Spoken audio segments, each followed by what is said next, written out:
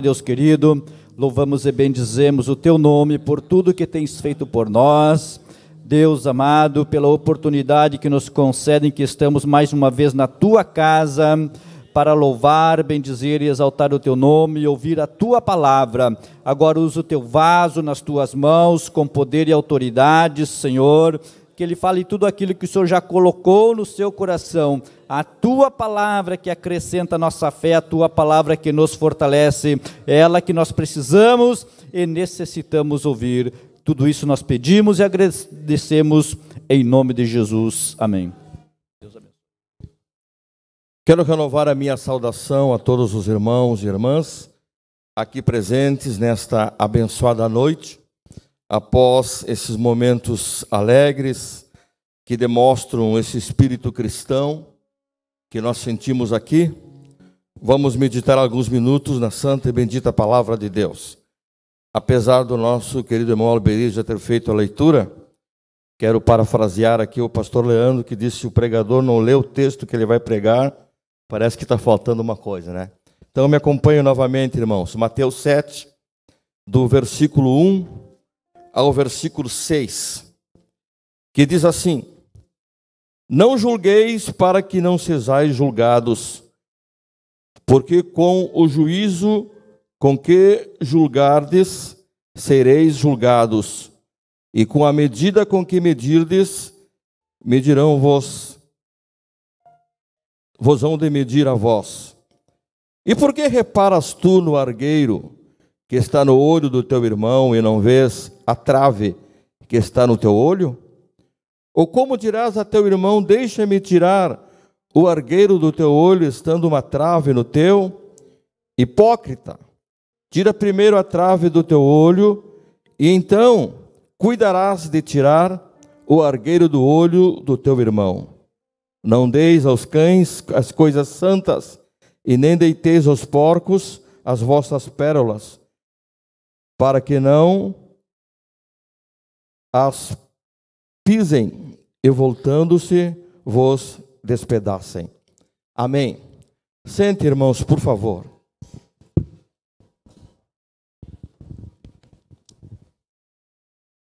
Nós estamos já há algum tempo nas terças-feiras, numa direção dada pelo Espírito de Deus ao nosso pastor Leandro, falando sobre o Sermão do Monte, ou o Sermão da Montanha, que é considerado um dos mais lindos e edificantes recursos feito por Jesus durante o seu ministério na terra. Nesse discurso, para relembrar os irmãos, nesse discurso Jesus profere lições de condutas e moral, ditando os princípios que normatizam e também orientam a vida cristã. Esse famoso sermão, esse famoso discurso de Jesus, que nós encontramos no Evangelho de Mateus, capítulo 5 ao capítulo 7, e também encontramos ele de uma forma fragmentada no Evangelho de Lucas. Ele é considerado como um resumo dos ensinamentos de Jesus a respeito do reino de Deus, da maneira que devemos nos comportar para termos acesso a este reino, e da transformação que a prática desses ensinos causa na vida dos seus súditos. No Sermão do Monte, Jesus mostra de uma forma simples, de uma forma clara e até enérgica, como deve viver, como deve proceder todo aquele que deseja ser participante do reino de Deus. Há alguns princípios, algumas regras que nós precisamos viver, que precisamos estar dentro desses ensinamentos. E nesta noite, para minha alegria, eu estou diante de homens e mulheres que já tomaram essa decisão, estão dispostos a obedecer e a viver esses princípios, porque o reino de Deus é uma realidade. Meus amados irmãos, a leitura de Mateus 7, do versículo 1 ao 6, nos mostra agora o Senhor Jesus no ponto deste sermão, que ele direcionou agora o seu discurso para censurar, para reprovar do modo enérgico os chamados julgamentos pessoais. Jesus procurava com isso agora ensinar sobre a individualidade, como sendo uma característica da vida de cada um. E essa individualidade precisa ser respeitada. É isso que Jesus traz, esse ensinamento. Cada um de nós temos a nossa privacidade, temos o nosso modo de agir, e isso precisa ser respeitado. O apóstolo Paulo, quando escreveu ao seu filho, na fé ministerial chamado Timóteo, capítulo 4, e verso 16, Paulo disse assim: tem cuidado de ti mesmo. A individualidade da vida de Timóteo, quem deveria cuidar era ele, e não ser pesquisado ou comentado pela vida dos outros. Todos nós, irmãos, nós temos o hábito de pronunciar, de publicar, de comentar juízos e opiniões, bons ou maus, acerca de pessoas, seus hábitos, suas atitudes e também os fatos relacionados. E sempre que nós tecemos opinião da vida de alguém, a gente faz isso sem constrangimento. Fazemos na maior tranquilidade um comentário sobre a vida de A ou de B. Por que fizemos isso? Porque nós temos direito a expressar as nossas opiniões. E esse direito de expressar opiniões, primeiramente, é garantido pela lei. Artigo 19 da Declaração Universal dos Direitos Humanos diz assim: todos os seres humanos têm direito à liberdade de opinião e expressão.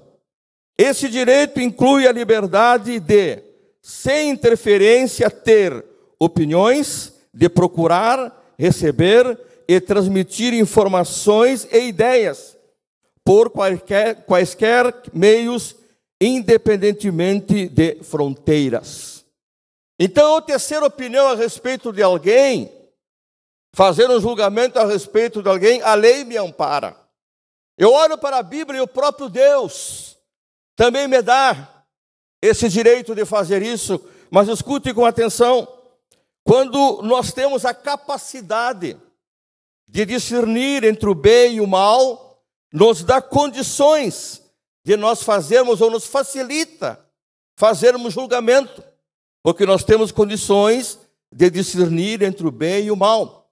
O apóstolo Paulo, quando escreveu no Romanos capítulo 12, e versículo 21, Paulo disse assim: não te deixes vencer do mal, mas vence o mal com o bem. 1 Pedro 13:11, Pedro disse assim: aparta-te do mal e pratique o que é bom.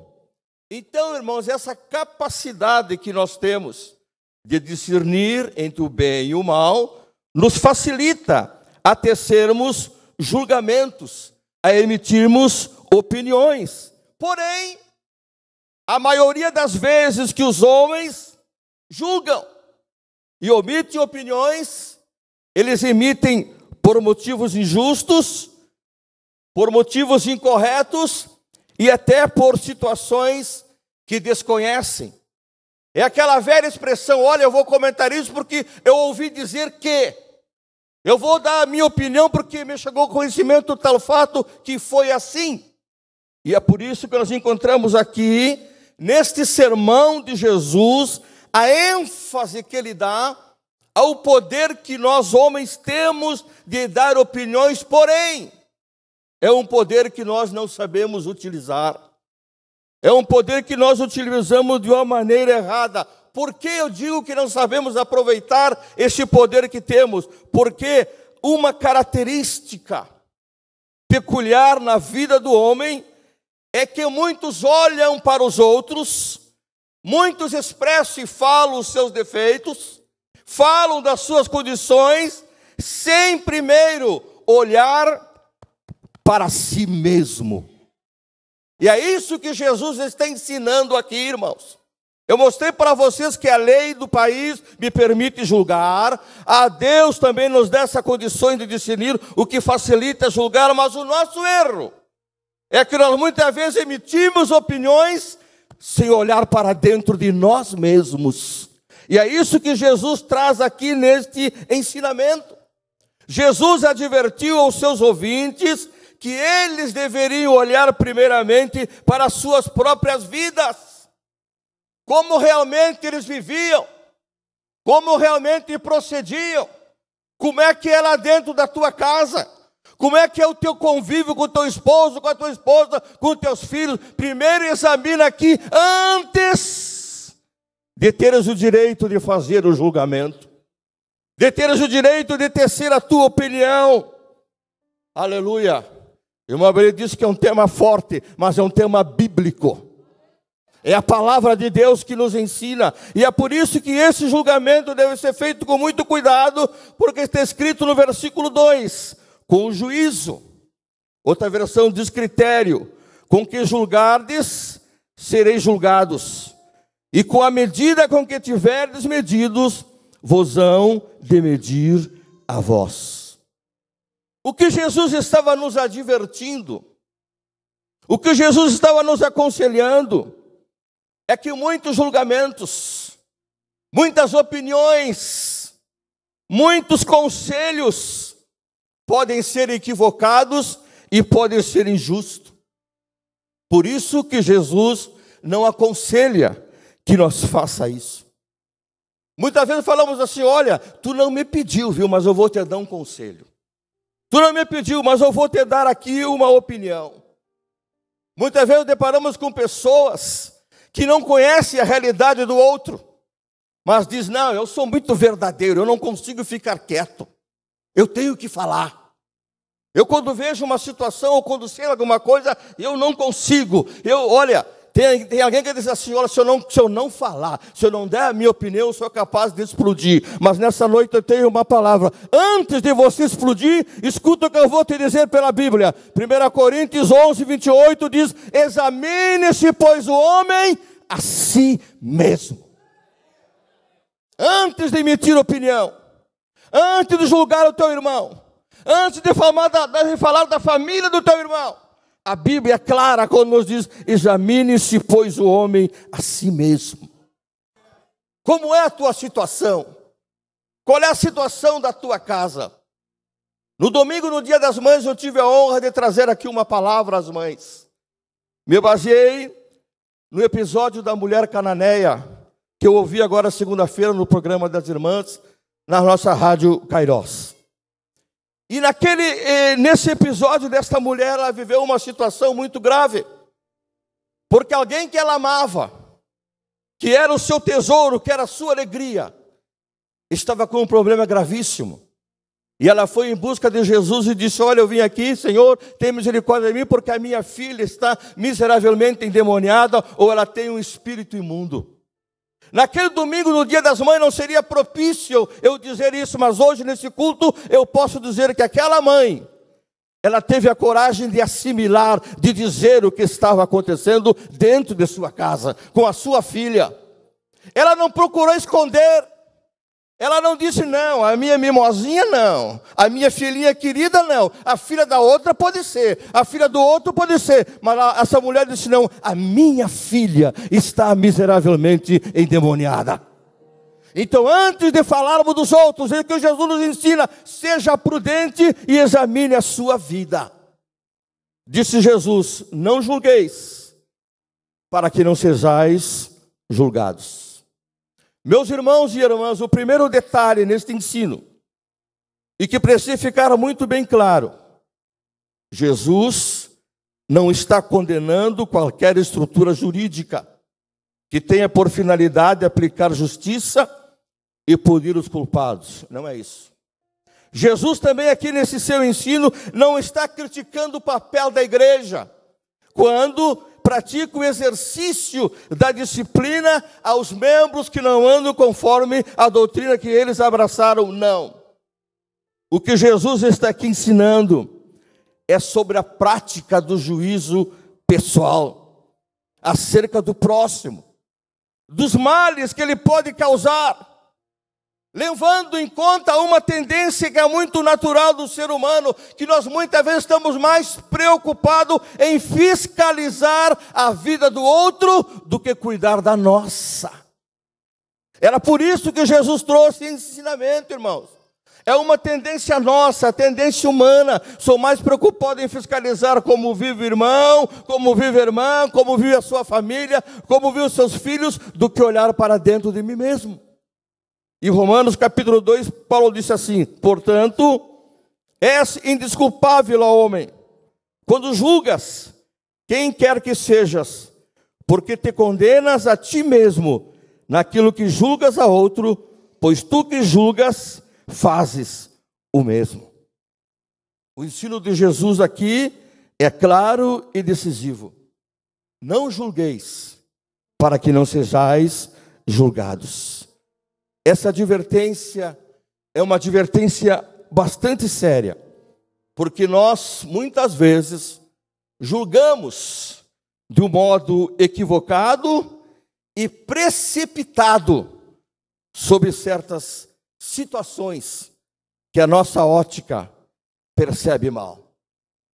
Olhamos uma situação e achamos que o que está acontecendo é isso. E um dos maiores defeitos que nós temos, irmãos, é que a nossa ótica, os problemas que estão diante dos nossos olhos, nem sempre correspondem à realidade. Alguém pode estar passando um problema que eu não sei. Vejo e na minha ótica eu interpreto, mas estou errado. E equivocado e precipitado, eu me acho no direito de julgar e até dar uma decisão final sobre a situação. Eu olho para a Bíblia, segundo Samuel, capítulo 12. Ali diz a Bíblia que Deus chamou o seu profeta chamado Natã e disse: Natã, vai até o palácio e fala com Davi, o rei. Natã falou e disse: Davi, eu tenho uma história para te contar. Havia dois homens, um rico e um pobre. O rico tinha riquezas em fartura, tinha muito gado e muita ovelha. E o pobre não tinha nada, a não ser uma cordeirinha que ele comprou e que ele criou, que convivia com os filhos, que se alimentava junto com os filhos, que dormia na mesma cama com os filhos. E a Bíblia diz no verso 5 que essa cordeirinha era tratada como uma filha na família. E na continuação do texto diz que um viajante chegou à noite na casa do homem rico. E ele não quis pegar nenhuma do seu rebanho para fazer um alimento para aquele viajante. Foi lá e pegou a única ovelhinha que tinha, aquele pobre. E diz a Bíblia que ele matou e preparou para o viajante. Quando Davi ouviu essa história, a Bíblia ressalta com muita clareza a palavra furor, que é ira. Davi tirou com aquela situação e disse: tão certo como vive o Senhor, esse homem é digno de morte. E mais, ele deve pagar 4 vezes o valor dessa cordeirinha. E quando ele disse aquilo, que esse homem procedeu sem ter nenhum tipo de sentimento, Natã disse: este homem é tu. Este homem é tu.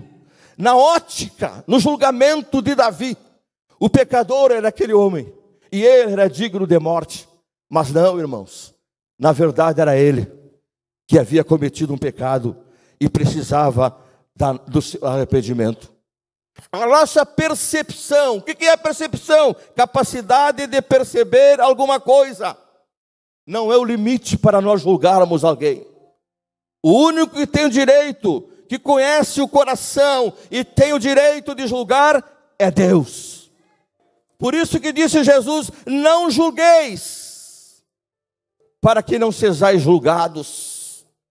Deixa eu explicar para você a seriedade deste ensino de Jesus. Este verbo julgar, que aqui está sendo pronunciado, ele vem de uma palavra grega chamada kritinete. E esta palavra tem vários significados na língua portuguesa. Eu separei apenas uma para falar com os irmãos nesta noite, que é a palavra condenação. Sabe o que Jesus estava fazendo aqui? Jesus estava ensinando ao povo, livrando ao povo de serem apossados por um espírito condenatório sem misericórdia, que muitas vezes julgamos as pessoas sem misericórdia, pela nossa percepção. E Jesus estava ensinando que isso não era correto, que não poderia ser do modo precipitado alguém condenar o outro. E havia advertência de Jesus, quando alguém procedesse sem misericórdia, porque com o juízo com que julgardes, sereis julgados, e com a medida com que tiverdes medido, vos hão de medir a vós.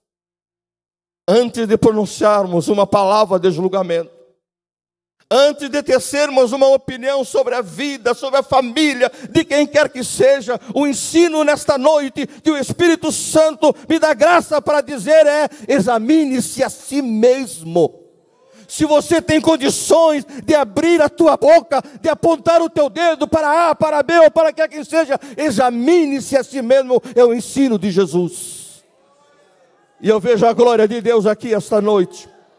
O Espírito de Deus trabalhando aqui conosco. Versos 3 ao 5 diz: por que reparas no argueiro que está no olho do teu irmão, e não vês a trave que está no teu olho? Ou como dirás a teu irmão: deixa-me tirar o argueiro do teu olho, estando uma trave no teu? Olha a palavra dita por Jesus: hipócrita. Tira primeiro a trave do teu olho, e então verás claramente para tirar o argueiro do olho do teu irmão.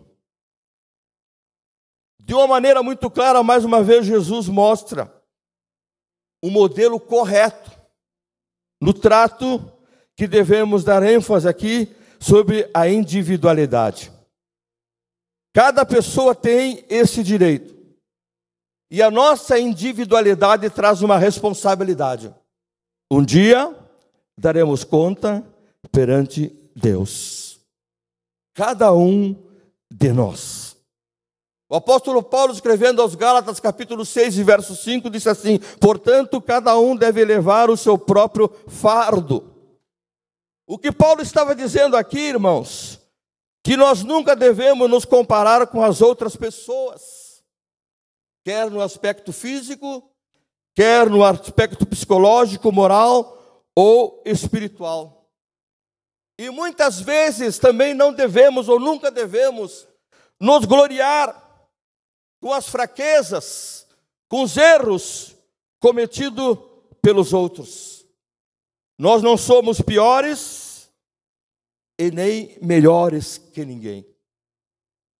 O que acontece é que passamos por diferenças, mas no dia do julgamento, perante o justo juiz, cada um de nós prestaremos conta das nossas escolhas aqui na terra. Disse Jesus: e por que reparas tu no argueiro que está no olho do teu irmão, e não vês a trave que está no teu olho?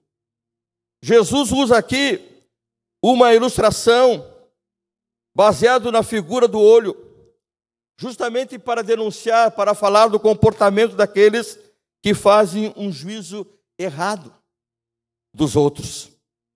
O olho é uma das partes mais sensíveis do corpo humano. A mínima coisa, irmãos, que penetra em nossos olhos, gera um incômodo muito grande. Deixa eu repetir o versículo para você entender. E por que reparas tu no argueiro que está no olho do teu irmão, e não vês a trave que está no teu olho? Observe que o texto, as palavras de Jesus aqui, não diz que a pessoa tenta remover um argueiro do olho do seu irmão, que também tem um argueiro em seu próprio olho. Não. Jesus diz assim: por que reparas tu no argueiro que está no olho do teu irmão, e não vês a trave que está no teu olho? Esta palavra trave, nesse texto, traduz um termo grego que significa viga, ou seja, significa uma grande peça de madeira, uma viga de sustentação. Já a palavra argueiro significa um pequeno ramo, Poderia usar uma palavra bem conhecida, um cisco, como acontece, está escrito em outras Bíblias. Então Jesus comenta aqui sobre uma situação, irmãos, até um comportamento bastante estranho. Como é que uma pessoa que tem uma viga, um pedaço de madeira no seu olho, está preocupado com o cisco que está no olho do seu irmão? Jesus disse, não, primeiro tem que tirar aquilo que está no teu olho, que é enorme. Depois sim, tu vai poder ajudar calmamente aquele teu irmão que está com um pequeno cisco em seu olho. Este é o ensino de Jesus.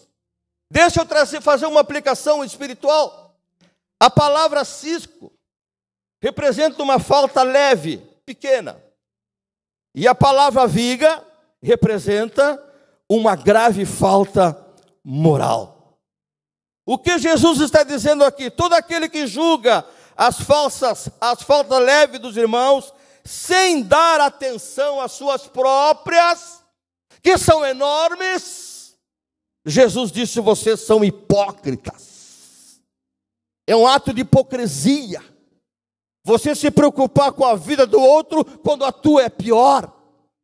Jesus chama de hipócrita quando tu te preocupa com a família do teu irmão, quando a tua família é pior. Se você não quer dar glória, não estou nem preocupado. Eu estou aqui para entregar a mensagem que Deus me deu. Outra coisa que eu vou fazer aqui esta noite, pastor Gemiro, respeito quem faz assim, mas eu não faço. Pedir desculpa para ninguém, porque eu estou falando a palavra de Deus. Aleluia, glória a Deus. Escuta o que eu vou te dizer agora. Sabe por que Jesus usou essa palavra hipócrita? Jesus, ele é uma pessoa educada. E ele estava se dirigindo aqui, especialmente a um grupo que estava ali presente, ouvindo os seus ensinamentos, que eram os fariseus. Os fariseus estavam ali. E quem eram os fariseus? Os fariseus eram o maior grupo religioso da época de Jesus. Deixa eu dizer de novo, bem calmo, o maior grupo religioso. Eles andavam com a lei debaixo do braço. Quando o Novo Testamento fala em lei, fala do Pentateuco. E esses homens, eles ensinavam a lei, religiosos. Eram rígidos para cumprir as tradições. Eram rígidos para cobrar dos outros. Mas não viviam. Não praticavam aquilo que eles viviam. Jesus chamou eles de sepulcros caiados, bonito por fora, mas podre por dentro. Oh, aleluia, aleluia. Aleluia, aleluia, aleluia. O que eu venho dizer aqui nesta noite, nessa minha participação do Sermão do Monte, é que nós precisamos velar, cuidar da nossa vida, da nossa família, antes de apontarmos o dedo para quem quer que seja. Sabe o que é hipócrita? Eu vou dizer para você, hipócrita é todo aquele que professa uma coisa que não é. Sabe o que é professar? Confessar com a boca. Eu digo, eu sou crente, mas a minha atitude não diz isso. Eu digo que sou crente, mas me visto de uma maneira que não é. Eu sou crente, mas me comporto de uma maneira que não é. Eu professo uma coisa que eu não sou. Sabe o que é hipócrita? Essa vai doer. É usar uma máscara para mostrar uma coisa que não é. Mas esse ensino de Jesus tem chegado à Igreja Assembleia de Deus de Uruguaiana. Eu estou diante de um povo que é ensinado a palavra de Deus, e nós queremos viver as verdades do Evangelho. Aleluia, aleluia, aleluia. As horas se passaram. Glória a Deus, aleluia. Poderia falar ainda um pouco mais. Eu quero apenas comentar rapidamente o verso 6. Não deis aos cães as coisas santas, e nem lanceis aos porcos as vossas pérolas, para que pisem e voltando-se vos despedacem. Nessa analogia de Jesus, ele usa animais para representar ou mostrar as características espirituais de certas pessoas. Por exemplo, quando Jesus se referiu a Herodes, Jesus chamou ele de raposa. A esses fariseus, Jesus chamou eles de serpente e raça de víboras. Então, para você entender o que Jesus está falando aqui no verso 6, eu estou concluindo aqui que Jesus fala sobre o nosso comportamento em julgar e corrigir os outros. E nesse versículo 6, Jesus fala sobre o julgamento e o discernimento. Por exemplo, no Antigo Testamento, os sacerdotes tinham direito a comer certos sacrifícios que eram oferecidos a Deus. E alguns comentaristas dizem, ou aplicam literalmente aqui, que esses coisas santas aos cães seria oferecer essa carne que era consagrada, ou esse alimento que era consagrado. Era oferecido aos cães de estimação ou cães comuns. E os cães, obviamente, não teriam nenhuma condição de valorizar aquilo que estava sendo servido para eles. Desta maneira também aqui os porcos não poderiam conhecer o valor de uma pérola. De um modo resumido, pela hora que se aproxima, irmãos, cães e porcos aqui nesse texto representa todos aqueles que rejeitam e que blasfemam do Evangelho. São pessoas que não valorizam as coisas espirituais. Se lhe falamos dos benefícios do Evangelho, que crê no Evangelho traz perdão, traz transformação, traz nome escrito nos céus, traz a certeza de morar uma eternidade com Deus, eles não creem e até zombam. Então, antes de emitirmos uma opinião, agora você vai entender o quê? É bom ficar em silêncio. Sabe aquele tipo de pessoa que está sempre querendo zombar da tua fé, da tua crença? E que dá uma vontade grande de dar uma resposta biblicamente para eles? É melhor ficar em silêncio, porque ele não vai entender. Eu olho para a Bíblia, Lucas 23, diz que levaram Jesus perante Herodes. E Herodes tinha tanto desejo de ver Jesus, ver os milagres, disse: olha, faz algum sinal aí. E fez muitas perguntas para Jesus, e a Bíblia diz do modo muito claro no verso 9, Jesus, porém, não lhe respondeu palavras. Então, meu irmão, quando você sentir aquele desejo de emitir uma opinião sobre alguém, primeiro, examine a sua própria vida, se você tem condições de fazer isso. E se você tem condições, a pessoa a quem você quer falar, veja como ela é. Que existem ocasiões que nós precisamos ficar calados. Todo irmão e toda irmã precisa de ajuda para restaurar. Uma prova disso foi hoje aqui nessa reunião. Irmãos e irmãs recebendo o apoio de todos. É isso que nós precisamos. Antes de tecer um comentário, ajude a restaurar a vida do outro. Ajude a restaurar a vida do teu irmão. Ajude a restaurar esta família. Antes de tecer um comentário sobre a sua vida e sobre a sua família. O que eu recebi do Senhor, eu vos entrego em nome de Jesus.